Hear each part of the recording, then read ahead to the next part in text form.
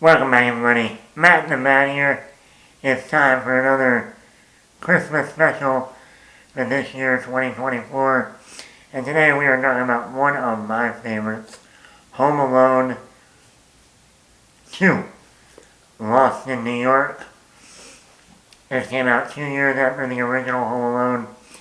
That came out in 1990. This one came out in 92, with number 2. Macaulay Culkin returns as Kevin McAllister, Joe Pesci, Daniel Stern. And then we have some new people join this one.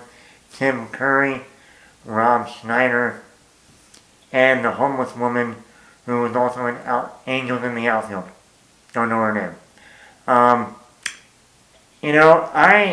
love the first Home Alone. It is easily my favorite Christmas movie. I grew up with that movie when it came out in 1990. I was born in 89, and I can figure out how old I am. And I literally grew up with that movie.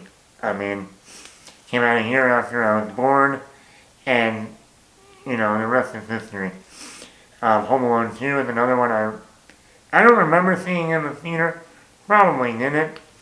But I did watch it a lot when it came out on video. We had a VHS copy. So, and, Chris Columbus came back to direct after the first one. Chris Columbus also directed the first 2 Harry Potter movies. Harry Potter? So, he's good about finding new talent, if you know what I mean. And like the Macaulay Culkin is a little bit older in this one. It's kind of crazy how much taller he looks in this movie, even though it's only 2 years later. But he's back, he's funnier. I think also him being a little bit older, he's not too old where it's kind of like, what? It isn't funny anymore. when he's at that perfect age where he is a little bit older, so he can get into other more stuff, like being lost in New York. I mean, but he plays it so cool in this one. That whole scene and when he realizes that his parents aren't there with him at the airport, and he finally dawns on him when he's talking to the ticket person. Is there something I can do for you, sir? I'll be fine. And then he goes and sits down, and he, spreads his arm out on the chair. My family is in Florida, and I'm in New York. It's like that perfect moment that you're like, oh yeah, you're gonna get into some shit.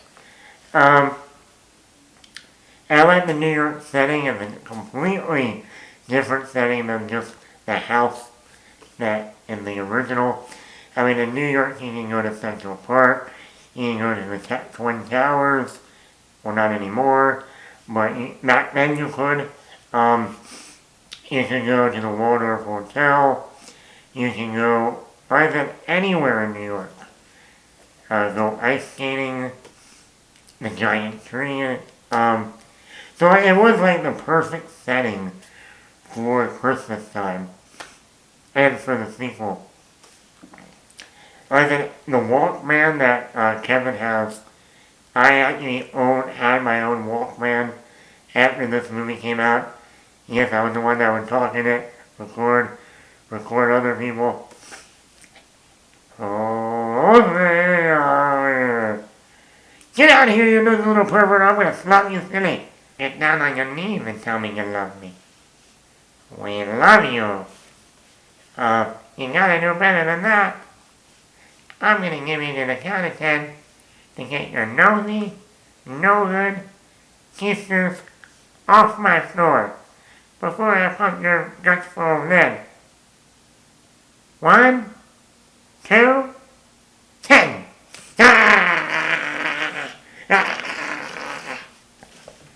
Merry Christmas, you filthy animal. And a Happy New Year. New talent. You got Tim Curry.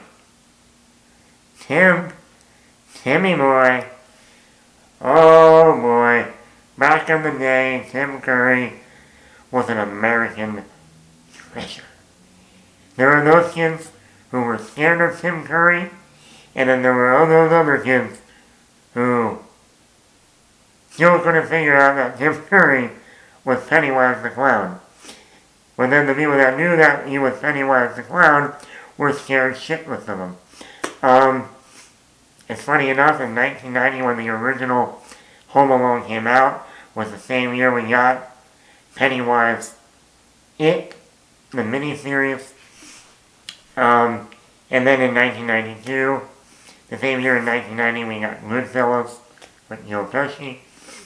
So, Tim Curry in this movie is great. What kind of idiots do you have working here? The finest in New York. He just was wrong. Didn't no one took your stolen credit card? Let's see what the police have to say. Or when he has that grin.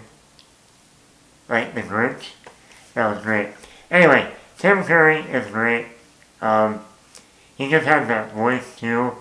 That just, ooh.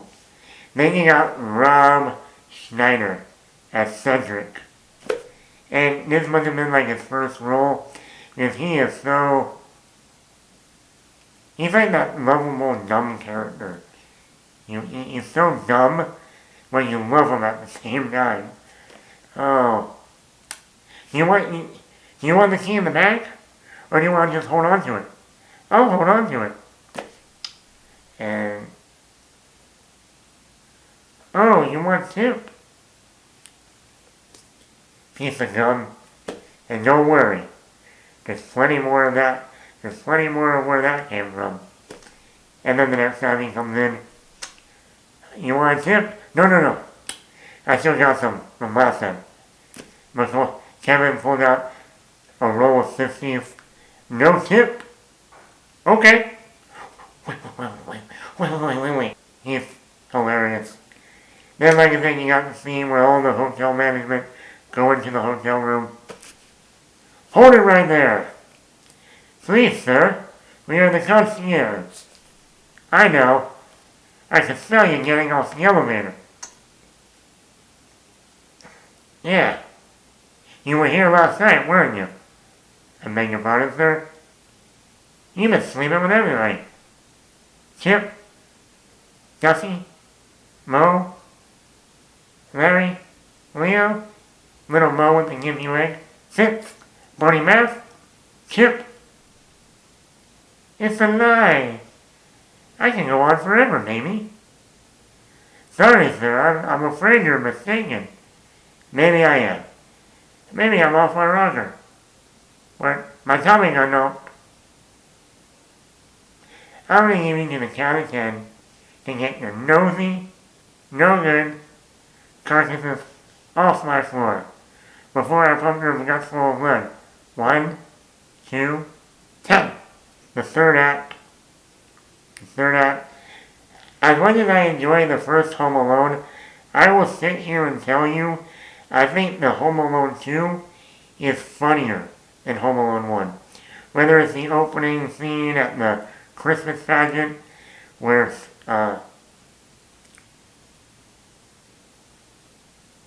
Buzz does the whole little, at the Christmas pageant, when Kevin is singing his solo. Wouldn't want to spoil your fun, Mr. Cheapskate. And then later you get the whole thing in the hotel, which is really funny. Get out of here, you nosy little pervert, I'm gonna slap you silly.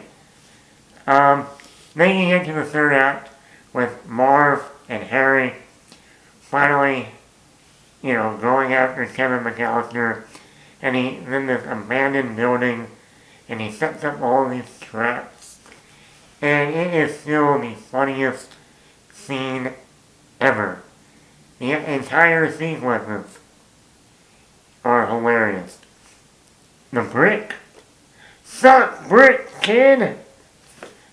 Oh my god, the brick sequence. Come on, Mom, he doesn't have me. Harry.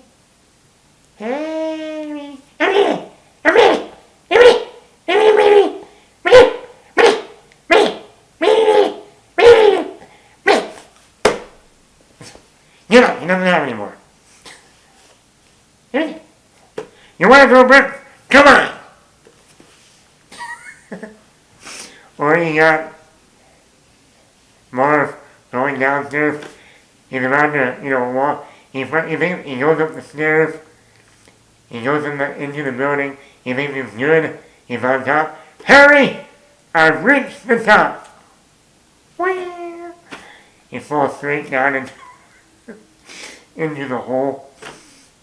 And then when he finally comes to, he looks up. Wow! What a hole!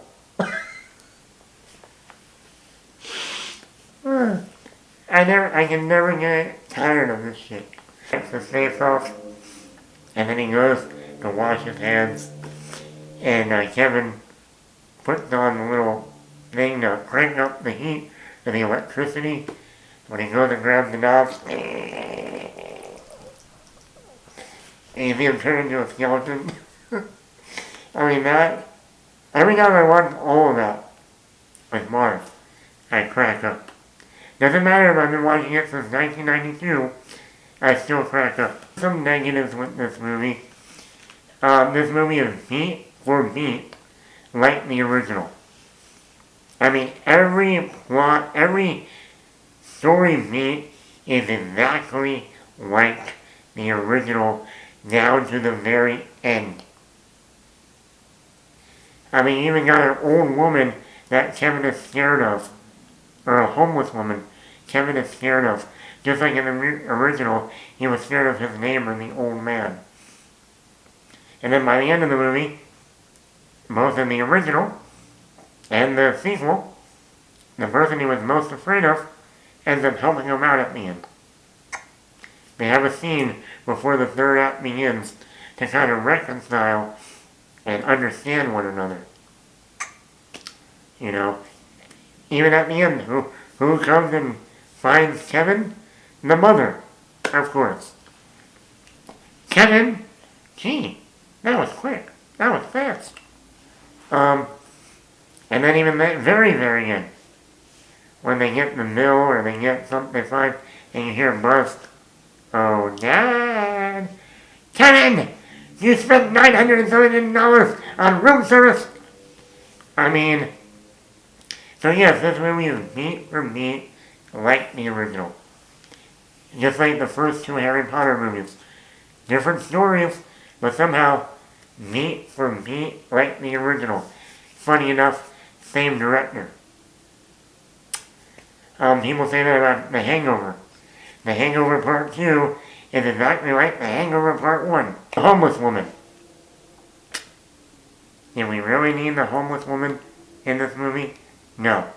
It's like I said, this is like a meat for meat of the original. We need to have a character that he's afraid of, even though he's older. Let's put a homeless woman. Gee, it's scary out there. It ain't much better in here, kid.